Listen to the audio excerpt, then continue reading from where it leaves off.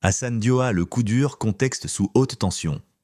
À quelques jours du coup d'envoi de la Coupe d'Afrique des Nations, une situation inattendue est venue secouer le football sénégalais. L'incertitude plane désormais autour de la participation d'Hassane Diao à la CAN après une blessure survenue dans un contexte déjà polémique. Un épisode qui mêle fatigue extrême, décision contestée et colère populaire jusqu'à embraser les réseaux sociaux. Une action, une chute, une blessure. Tout bascule à la suite d'un corner romain. Lancé en contre-attaque, l'attaquant sénégalais réalise une course impressionnante, traversant le terrain à grande vitesse avant de tenter sa chance. Sa frappe est finalement contrée par Evan Ndika. Mais cet effort surhumain laisse des traces. Épuisé, Hassane Diao s'écroule sur la pelouse. Rapidement, il devient évident qu'il ne pourra pas continuer la rencontre. En larmes, il quitte le terrain à la 38e minute de jeu, remplacé par Douvica sur décision de son entraîneur, Cesc Fabregas, une sortie prématurée qui fait immédiatement naître des inquiétudes, mais surtout une immense frustration du côté des supporters sénégalais. Polémique, des choix qui passent mal. Cette blessure intervient à un moment critique.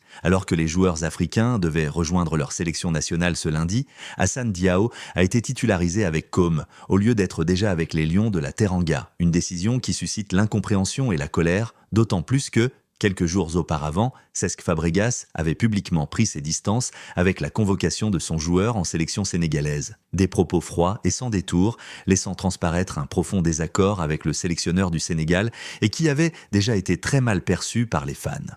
Réseaux sociaux, colère et dérive. À la suite de la blessure, la tension explose. Sur les réseaux sociaux, une vague de critiques s'abat sur Cesc Fabregas.